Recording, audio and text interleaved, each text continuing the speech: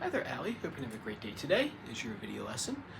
Three things I want to talk about. I'll go down the list, and if you have questions at the end or want me to look at anything, feel free to shoot a message on over, text or email. You can send a video over if you want to of me looking at whatever it is you're working on, or want some advice on. I'd be more than happy to answer that question for you. So, awesome, let's get to it. So, first thing, hopefully everything's going smoothly from last time and you're getting some practice in. I know you said you're on a business trip this week, so hopefully the C, the G, and the D chord are all working out for you. You're getting your strums in there nice and even. Oh, we're going to do that downstream. Yeah, we're going to talk about that today. So what we're going to do today is I'm going to teach you some strategies for switching between chords, because really that's the hardest part about this whole thing in the beginning, is making sure, other than finding time, that's another challenge, that's a psychological challenge, but making sure we have some strategies for switching chords, because that's the real trick. I said before, I can put anybody's fingers in position, but the hard part is going right, getting from one thing to the next. So I have some tricks that hopefully make that process as least painful as possible. So the first one I have is what's called count between the chords. Even Superman needs a second to get where he's going, right? And we are no different. So say, for example, I'm doing, which is the challenging chord change, is the G chord to the C chord, because lots happening right there in the hand, like the hand's turning this way, all kinds of stuff. So what I would do is, I'll do this. Down, down, down, down on the G chord.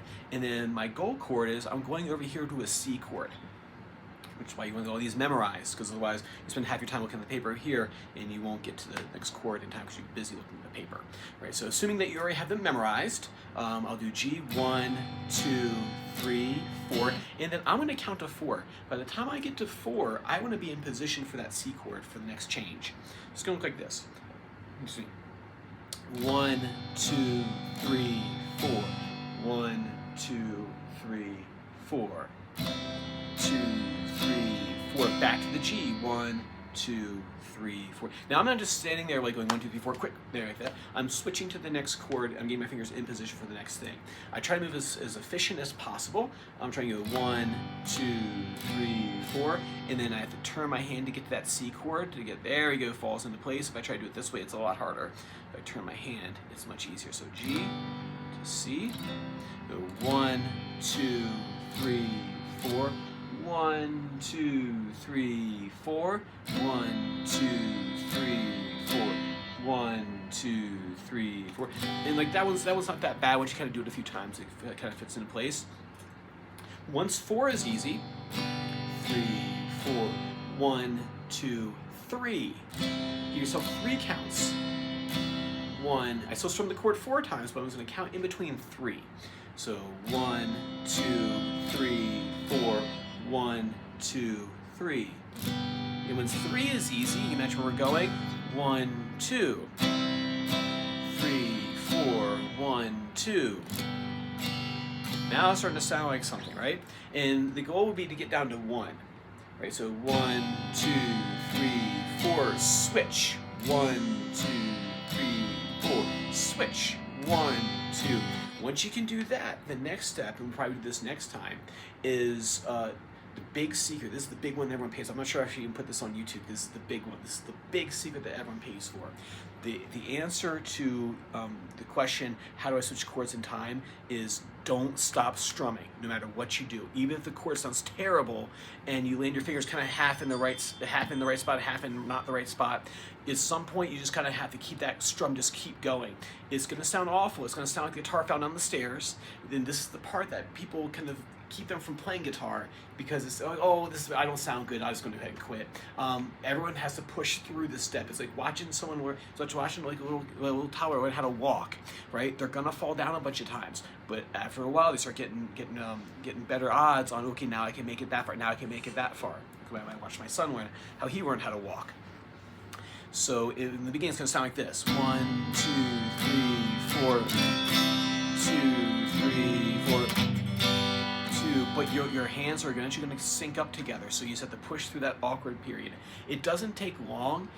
There's maybe a couple practice sessions and you'll start kind of sounding like something, and then you're really switching through chords. So that's what I recommend, is the count between the chord. When you get down to one count in between, just go for it. Just keep the strum going. Even if you missed the strums and that lands kind of funny, just keep on going. I promise you eventually will. The hands will kind of start talking to each other, and this will start moving quicker. Right, so work on that for me. Next thing, the number 2 thing to work on is the up strum.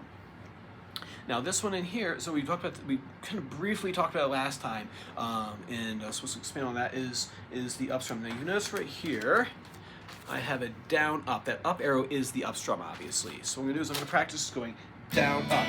Now notice when I go up, I'm not going through all 6 strings.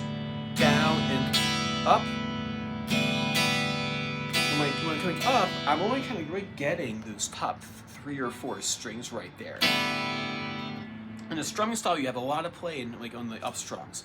Down, up. You're just catching that. Just the first couple of strings, right? So when I play that G chord, like when I played that, I'm only getting those top 3 strings right there. I'm not getting these bottom ones. Yeah, you can strum like that, but a lot of times. So down, up. Curves out this way and then resets through the next down. So up, down, right? How much pick to use? Imagine you're painting a room just using the edge of the brush, right? Edge of the pick. Down, up, down, up. And I would sit there and practice just doing this. Down, up, down, up. You can pick any chord C. Down, up, down, up, down, up, down, up. What we'll talk about next time is how to make sure that's staying even. And the best way to do is using a metronome. It's not what people want to hear, but that's really the best way, is having a click going, right? And you can, there's free ones online that I'll show you. But first, just get the up kind of going, just going down, up, down, up, down, up, down, up. So one chord. We'll talk about how to get even next time. Last thing I want to talk about is a brand new chord.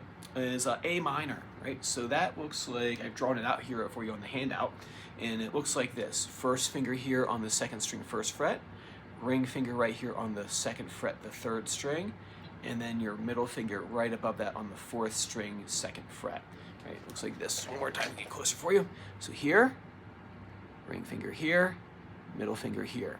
And ideally you want to strum the 5 down. If you, like I said, if you actually hit that 6th string right there, it's not a big deal for this chord. It's still a chord tone, but like it's okay. You don't want to emphasize. You don't want to whack like that, like this.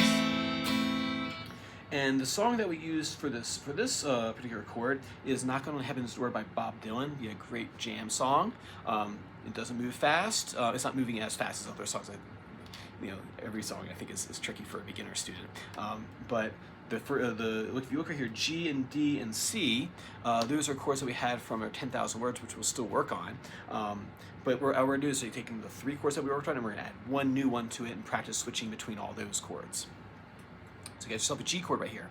And I've written underneath this, times 1, times 1, times 1, times 1. What that means is times 1 the strum pattern. You do that strum pattern 1 time. So the strum pattern I've written here is 4 downs and an up, and it sounds like this. Down, down, down, down, up.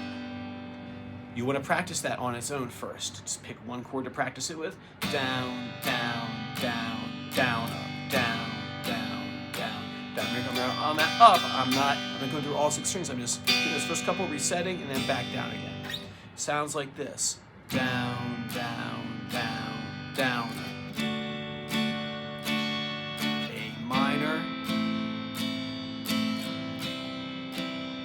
Now, if you look on the A minor to C change, let's get the A minor right here. 1 strum on A minor. If you watch what I do here to get to C, I take my ring finger off and I put it right here on the 5th string, 3rd fret.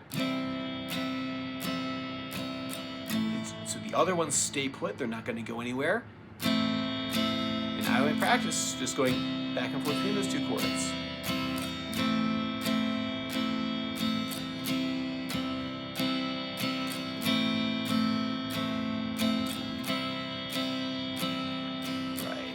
And then as far as the count between the chords exercise, you can just take these chords and just practice them 2 at a time. So I might go G, 1, 2, 3, 4, right? And then 1, 2, 3, 4, back and forth between those two chords, and I go D to A minor, so I'll practice these two going back and forth, count between the chords, and then I'll practice the A minor, what does it say? So G to D, D to A minor then, and then A minor to C, and then the one that everyone forgets to practice is looping back to the beginning, going C to G, practicing those. So do the different patterns with those. So these two, these two, these two, and then these two at the end. So you have 4 different ones to practice. Count between the chords exercise. Awesome. Work on that for me. Like I said, if you want me to take a look at anything or want me to critique anything or have questions, feel free to shoot a message on over and I will do my best to answer. All right, won't see you next week, but I'll see you the week after. So take care.